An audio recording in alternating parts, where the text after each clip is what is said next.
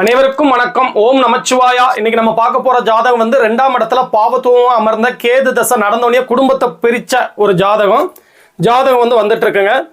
கன்னி லக்னம், 2ஆம் இடத்துல சனி உச்சம் 27 டிகிரி, கேது 20 டிகிரி. 5ஆம் இடத்துல நீச்ச குரு, 8ஆம் இடத்துல ராகு, 9ஆம் இடத்துல சுக்கிரன், 11ஆம் வீட்டில் வந்து செவ்வாய் நீச்சம், சூரியன், சந்திரன், அதுக்கப்புறம் வந்து புதன். சூரியன் 1 டிகிரி, செவ்வாய் 1 டிகிரி, சந்திரன் 3 டிகிரி, புதன் வந்து 27 டிகிரியில் இருக்காரு. லக்னாதிபதி எந்த விதத்திலையும் பாதிப்படையலை. நீச்ச குருவாகவே இருந்தாலும் குருவுடைய இயற்கை சுபர் குருவுடைய 7 டிகிரி பார்வையில் வந்து புதன் இருக்காரு. லக்னத்துக்கும் குருவோட பார்வை இருக்குது. லக்னாதிபதி நல்லா இருக்குது. இந்த ஜாதகத்தில் நான் கேட்ட கேள்வி என்னன்னா, 8ஆம் இடம் வந்து கடுமையான பாவத்துவமாக இருக்கிறதுனால லேட் மேரேஜா அப்படின்னா, ஆமாங்க 31 வயசுல தான் கல்யாணம் முடிஞ்சது அப்படின்னு சொன்னாரு.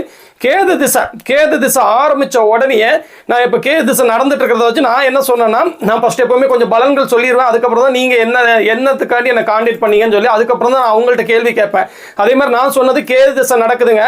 அங்கே உச்ச சனியோட கேது பாவத்துவம். இப்போ சனி கூட சேர்ந்த கேது வந்து அங்கே பாவத்துவம். ஆனால் அதே நேரத்தில் சனி வந்து ஒரு சூட்சமாக வலுங்கிறது கேதுவோட இணையறதுனால கண்டிப்பாக கிடைக்கும். இப்போ கேது திசை தான் நடக்குது. சனி திசை நடந்ததுன்னா இந்த அளவுக்கு பிரச்சனை வந்திருக்காது.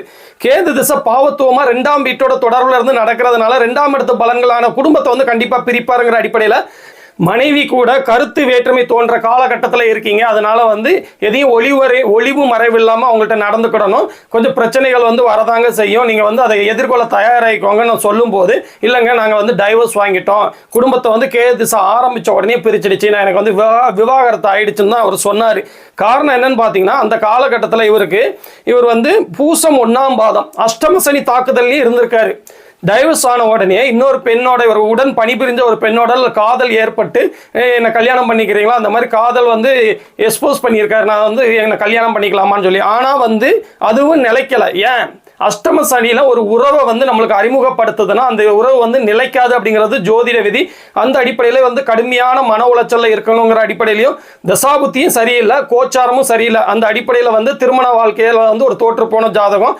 ஆனால் அடுத்து வர்ற சுக்கிர திசை வந்து உண்மையிலேயே சூப்பராக இருக்குங்க.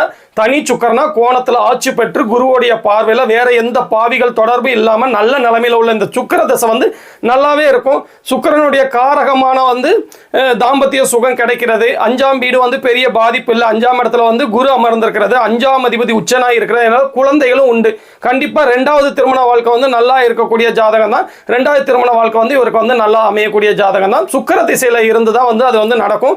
கேது திசை வந்து முடிகிற வரைக்கும் கொஞ்சம் பொறுமையாக இருங்க, அவசரப்படாதீங்க அப்படிங்கிறத என்னுடைய ப்ரெடிக்ஷன். இதே மாதிரி இன்னொரு நாள் ஒரு நல்ல ஜாதகத்தோட வந்து நான் உங்களை மீட் பண்றேங்க. ஓம் நமச்சிவாயா.